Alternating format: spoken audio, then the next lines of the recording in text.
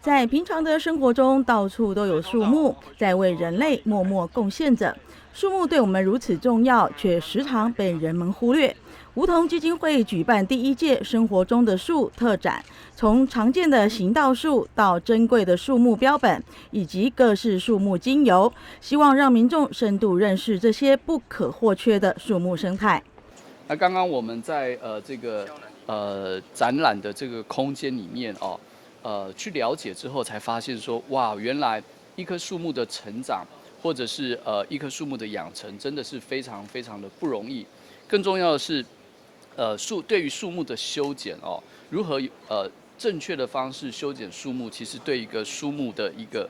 未来的成长是非常非常的关键。那我相信，透过这样子的一个生态展的活动可以让孩子们有更多的了解也可以让我们，尤其是我们政府部门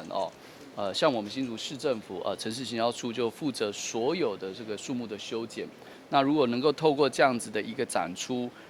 可以让我们同仁对树木有更深层的了解跟认识我觉得是非常有意义的活动许多展出的树木产品都是首次在民众面前亮相。这次的展览号称4D 特展，主办单位希望民众可以从视觉、嗅觉、味觉、触觉等多方角度体验生活与树木的关系，进而留下深刻的印象。这次的生活中的树生态展呢，会从今天开始一直到6月15号。那么展出的时间就是配合青少年馆开放的时间，每周一是休馆的。那除此之外呢，都非常非常欢迎，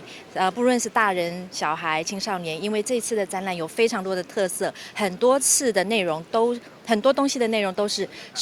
第一次在台湾展出。譬如说，林试所的专家特别萃取出来的台湾的味道，比如说孝楠、红块、山胡椒等等，这些精油都是我们一般在市面上很难看到的。为了让新竹市的小学也都能认识树木，林业事业所特别准备了树木风险评估，赠送给新竹市的学校，由市长林志坚代为接受，期望将树木的知识种子散布在校园里。